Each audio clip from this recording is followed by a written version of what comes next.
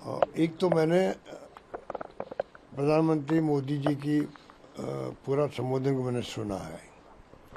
जितने उन्होंने इसमें राजनीति की है, आचार संहिता का उल्लंघन किया है, और जैसा उन्होंने प्रारंभ में कहा था जब वो सत्ता में आए थे, कांग्रेस मुक्त भारत, बाद में कहने लगे विपक्ष मुक्त भारत। तो जो व्यक्ति के विचार इतने खतरनाक हो कि एक पार्टी का शासन हो यहाँ पर, चाइना और रशिया की तरह, चुनाव नाम मात्र का हो, वहाँ विपक्ष तो कोई है ही नहीं, नाम मात्र का है। वही मंत्र आज झलकी जिस प्रकार से अटैक किए गए कांग्रेस पर, डीएमके पर, टीएमसी पर, सपा पर और अन्य पार्टियों पर। उसके मायने क्या है? चुनाव चल रहे हैं वेस्ट बंगाल में और तमिलनाडु में, और आप डीएमके का नाम लेके, टीएमसी का नाम लेके आप वहाँ के मतदाताओं को भड़का रहे हो, महिलाओं को भड़का रहे हो। एक प्रधानमंत्री अगर स्वयं ही उल्लंघन करेंगे आचार संहिता का, तो आप सोच सकते हो कि क्या होगा डेमोक्रेसी का।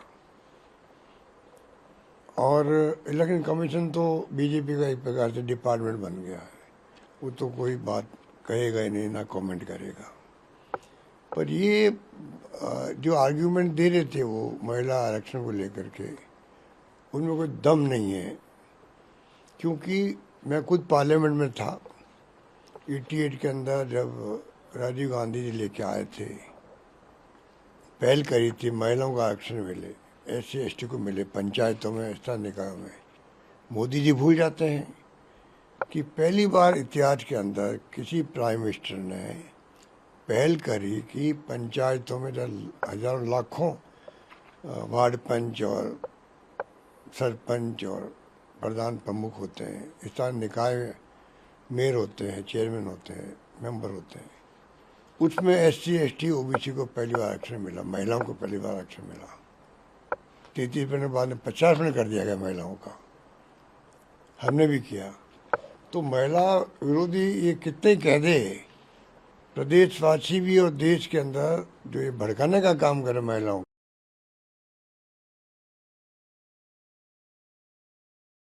वाला नहीं है, चलने वाला। कितनी जोर लगा ले, महिलाएं बहुत समझदार हैं कि क्या कारण था कि 2023 के अंदर जो पास हो चुका कानून महिला के आरक्षण का, उसमें पक्ष विपक्ष ने साथ दिया।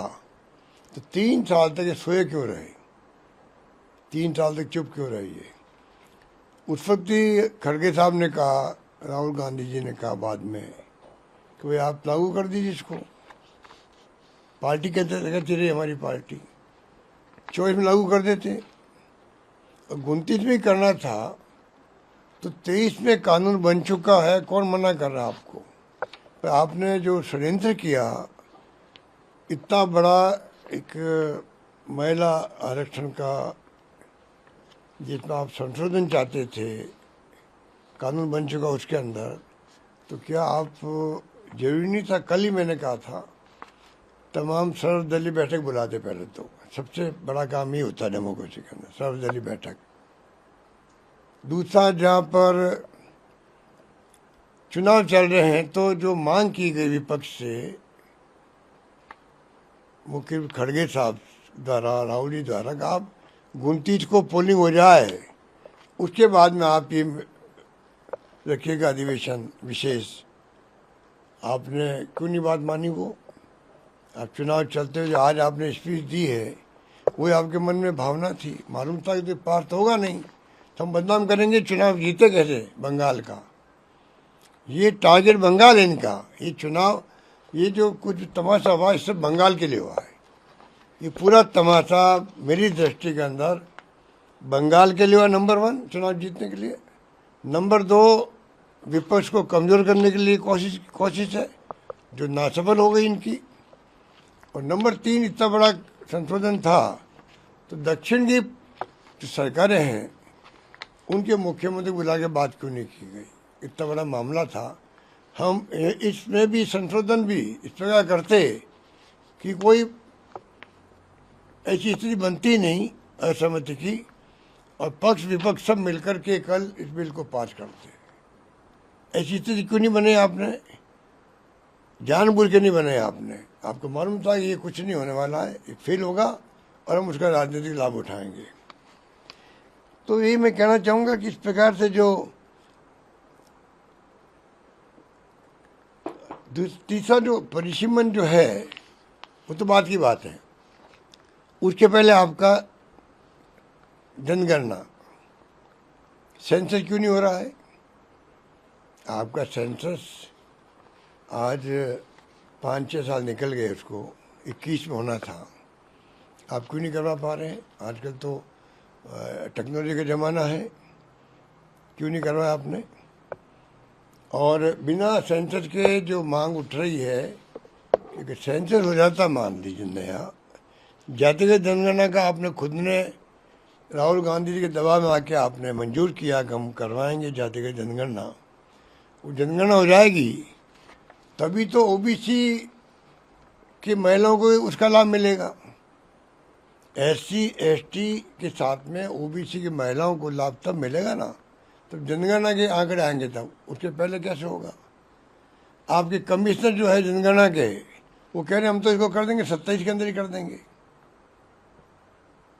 जो वो कह रहे हैं, आपको विश्वास दिला रहे हैं, उस पर आपको विश्वास करना चाहिए था और ऐसा बिल लेके आते जिससे कि आपका जनगणना हो जाती, उसके बाद में एससी एसटी ओबीसी सब महिलाओं को आरक्षण मिलता।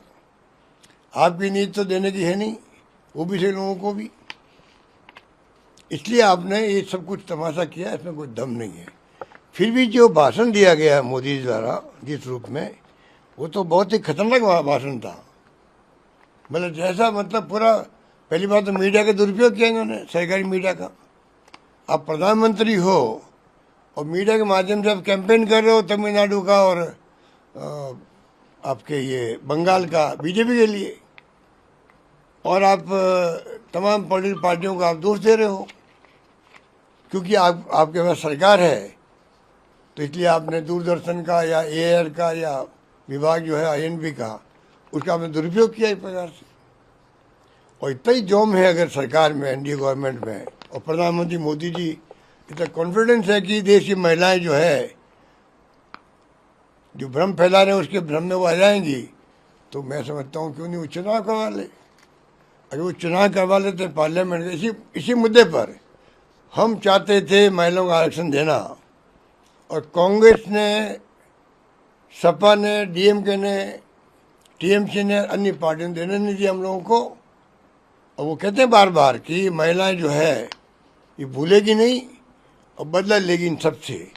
तो इससे अच्छा क्या मामला होगा भाई कि आप लोकसभा भंग करवाओ और चुनाव करवा लीजिए, सही मालूम पड़ जाएगा कि वास्तव में देश की महिला क्या चाहती है, सही क्या गलत क्या है ये मालूम पड़ जाएगा। तो चुनाव करवा लीजिए आप। तो जो भाषण मैंने सुना उससे मुझे लगता है कि ये तो प्रधानमंत्री जी एक प्रकार से धमकी भी दे रहे हैं, चैलेंज करें विपक्ष को कि महिलाएं छोड़ेगी नहीं इनको, उनके दिल में बात बैठ गई है, बदला लेके रहेगी। अच्छा है, चुनाव आप बर्खास्त कीजिए, पार्लियामेंट को भंग कीजिए, चुनाव करवाइए, दूध का दूध पानी का पानी हो जाएगा। वास्तव में देश की महिलाएं क्या चाहती है, देश क्या चाहता है, और देश